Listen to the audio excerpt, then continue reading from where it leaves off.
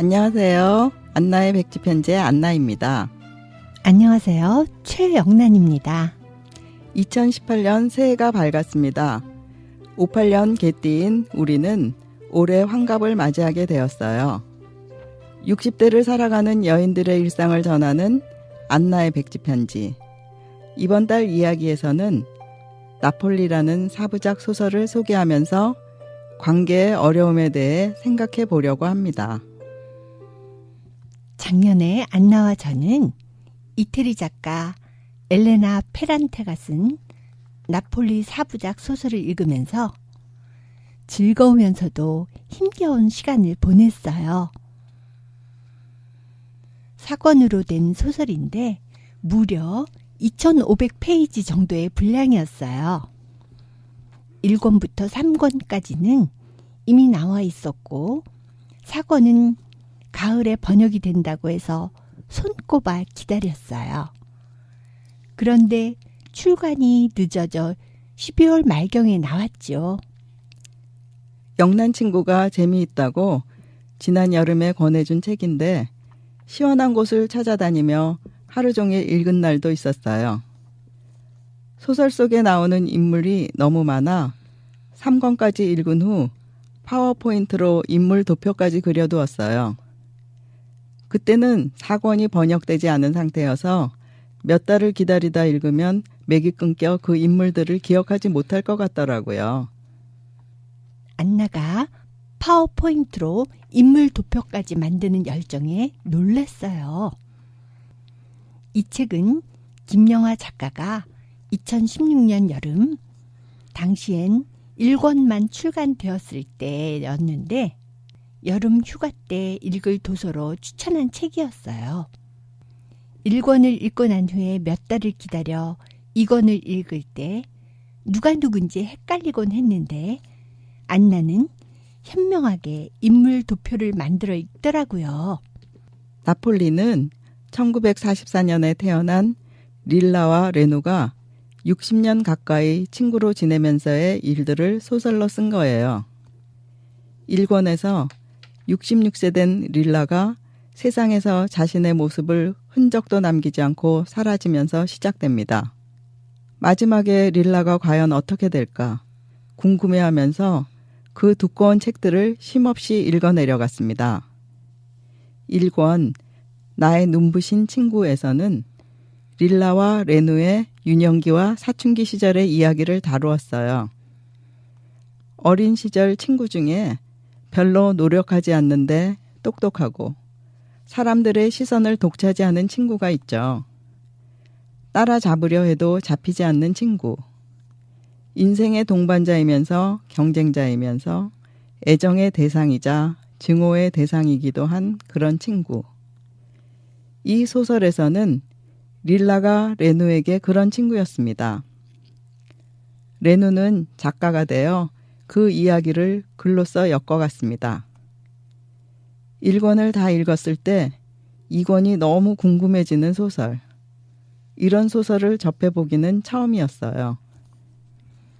2권에서는 청년기, 3권에서는 중년의 이야기, 4권에서는 중년에서 노년에 이르는 이야기를 서술하며 마침표를 찍게 되지요. 60년 가까이 되는 긴 세월 동안 이어온 두 사람의 우정이 놀라운 솜씨로 그려지고 있어요. 2권 새로운 이름의 이야기에서는 1권에 이어 날이 갈수록 복잡해지고 엉클어지는 릴라와 레누의 우정을 중심으로 전개됩니다. 그 누구에게 내보이고 싶지 않은 인간의 내면에 깊숙이 감춰진 두려움의 감정을 잘 끄집어내어 표현했어요. 릴라는 결혼이라는 잘못된 선택으로 자기 상실감에 빠집니다. 릴라는 자기의 파괴 욕구를 사진이라는 도구로 표현했다면 레누는 감추고 싶은 수치심을 글로 풀어내었습니다. 본능적으로 자기 자신을 치유해가는 방법이었죠. 어린 시절에 뛰어놀던 두 사람이 꽤 많은 시간이 지난 것 같은데 2권은 불과 20대 초반의 이야기였어요. 어릴 때부터 릴라의 영향력을 받고 모든 판단의 기준이 릴라였던 레누는 3권에서부터는 서서히 이를 벗어납니다. 4권에서는 좋은 가문의 남편과 두 딸을 버리고 어릴 때부터 사랑해오던 니노와 함께 떠났던 레누의 선택이 잘못된 환상이었음을 밝히며 시작되죠. 니노와 헤어진 후 고향으로 돌아온 레누는 다시 릴라와 가까워지고 더 이상 릴라에게 열등감이나 자격지심을 느끼지 않게 돼요. 레누는 작가로서 성공하고 아이들도 똑똑하게 자랐지만 노년에 들어 명망과 수입이 줄자 불안을 느끼게 됩니다.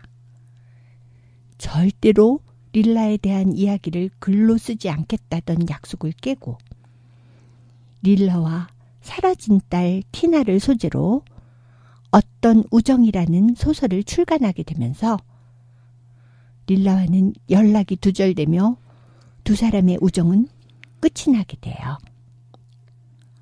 저는 3권에서 성공한 작가가 된 레누가 대학 교수인 남편과 사랑하는 두 딸을 떨치고 사랑했던 남자와 떠나는 것으로 끝날 때 뭐라고 말할 수 없는 아쉬움이 있었어요. 나라면 감히 상상도 못할 일이지만 여성으로 주체적인 삶을 살고자 한 여인이라면 시도할 수 있는 일이라고 생각합니다.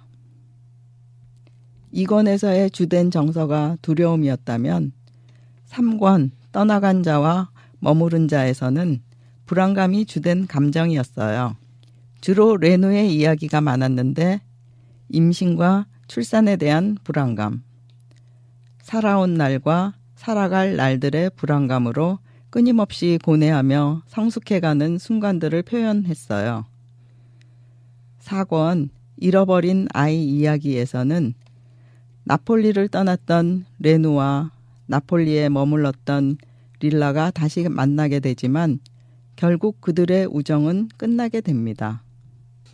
마지막에 레누는 어릴 적 갖고 놀다 잃어버린 인형 티나와 릴라의 인형 누를 돌려받게 되는 반전이 나타나죠. 이걸 어떻게 해석해야 되는지 혼란스러웠어요. 어릴 때 그 인형들로 인한 사건으로 둘의 우정이 시작되었거든요. 그걸 어떻게 60년간 가지고 있었는지 모르겠어요. 릴라는 평생 자기 뜻대로 레누를 조정하고 이용했던 것일까라는 의문이 들었어요.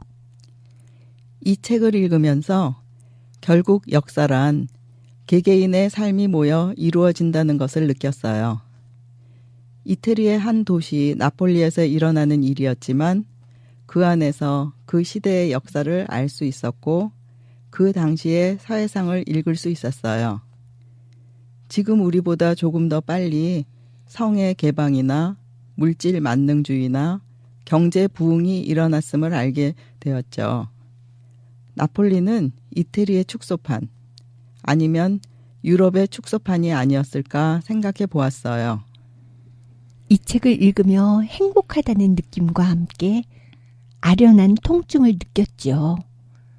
다 읽고 난 후엔 이젠 이 책을 내려놓아야 한다는 아쉬움과 미련이 남았어요.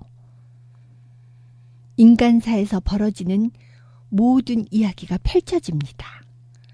삶과 죽음, 고통과 번민, 사랑과 전쟁, 음모와 배신, 의리, 끝없는 욕망이 빚어내는 삶의 희노애락 등 모든 인간이 사는 게 다 똑같구나라는 안도감이랄까?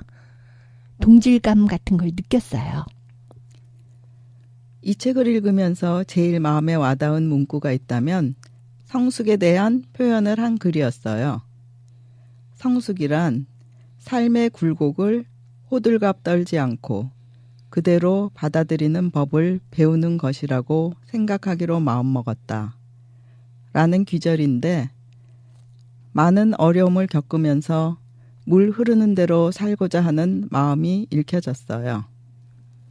대하 드라마 같던 나폴리 사부작을 읽고 난 뒤에 박경리 선생님의 대하소설 토지가 떠올랐어요. 최참판댁 외동딸로 자기 주장이 강하고 총명하고 눈부시게 아름다운 미인이며 고귀한 기품을 지녔으면서도 기상이 센 여인. 최서희는 무척 매력적인 인물이지요. 모든 것을 다 가진 것 같은 서희는 어릴 때 노비 구천이와 함께 집을 나간 엄마의 부재로 모종이 결핍되었죠. 아버지 최치수의 성격을 그대로 닮아 오만방자하고 냉정해요. 자신에 대한 도전을 용납하지 않고 뜻하는 것은 꼭 이루고 마는 성격이었죠. 원한도 반드시 갚아내는 독한 인물이고요. 양반의 신분으로 몸종인 길상이와의 신분타파적인 결혼은 당시로서는 파격적인 행동이었죠. 레누처럼 서희는 확실히 다른 삶을 살았어요. 더 치열하고 선구자적인 인생이라고 할까요?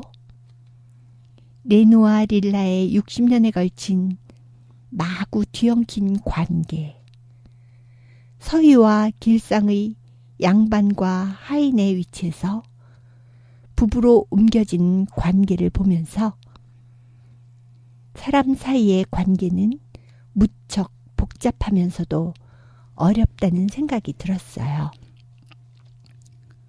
나폴리 사부작 소설은 60년의 우정이 깨진 채로 열린 결말로 끝나버려 아쉽지만 달리 생각하면 우리의 삶의 위로가 되기도 합니다. 우리도 살아가다 관계의 어려움에 처할 때가 있죠. 그럴 때 이 소설을 생각하면서 마음을 정리할 수 있을 것 같아요. 60년의 관계도 이처럼 서로에게 상처를 주고받는다는 생각을 하니 한 사람을 알아가고 있는 그대로 받아들이는 것이 얼마나 힘든 일인지 새삼 느끼게 되었어요. 저는 조남주 작가가 쓴 82년생 김지영이라는 책도 생각이 나요. 김지영은 30대 중반으로 회사를 다니다 육아 때문에 경력 단절녀, 요새 말로 경단녀가 됩니다. 우리 주변에 흔한 이야기지요. 자식이 생기면 이를 포기하는 쪽은 거의 남자가 아닌 여자라는 사실이 슬프네요. 내 생활도, 일도, 꿈도, 내 인생, 나 자신을 잃어버리는 것 같다. 이게 이 땅에서 살아가는 젊은 여인들의 심정이라 많은 공감을 얻으며 베스트셀러가 되었죠. 82년생 김지영은 사회의 불만을 표출하지 못하고 점점 목소리를 잃어갑니다. 세상에 김지영들이 목소리를 낼 수 있게 우리 사회가 바뀌어야 된다고 생각해요. 부부 관계에서도 도와주는 것이 아니고 함께 하는 것이어야 하지요. 그래도 세상은 변하고 있죠. 얼마 전 독서 모임에서 여자라는 문제라는 책을 읽었어요. 30분이면 읽을 수 있는 책인데 느낌은 강렬했어요. 남자들 뒤에 가려져 있던 여자들을 선구자적인 몇 명의 여성들이 앞장서서 세상을 바꾸려고 노력하는 모습을 그림과 유머로 보여주었어요. 우습지만 웃을 수만은 없는 책이었죠. 어쨌든 세상은 변하고 그 변해가는 시대에 태어난 것이 감사할 뿐입니다. 릴라와 레누는 다른 사람들과는 달리 여성으로서의 위치를 확고하게 찾아가려고 했기 때문에 더 많은 갈등과 상처를 입게 되었던 것 같아요. 오래전 이태리 폼페이를 방문했다가 잠깐 들렀던 나폴리의 바닷가가 문득 떠오릅니다. 나폴리 소설을 읽고 나니 더 새롭게 느껴지네요. 오늘은 릴라와 레누뿐 아니라 모든 관계의 어려움을 겪는 분들을 생각하면서 윤수천님의 시 상처를 들려드리겠습니다. 지금까지 안나의 백지편지 14번째 이야기였습니다.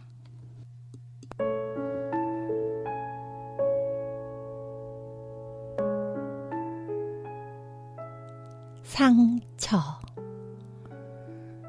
윤수천. 칼에 베이면 상처가 밖으로 남지만 사랑에 한 번 베이면 보이지 않는 상처가 가슴에 남는다.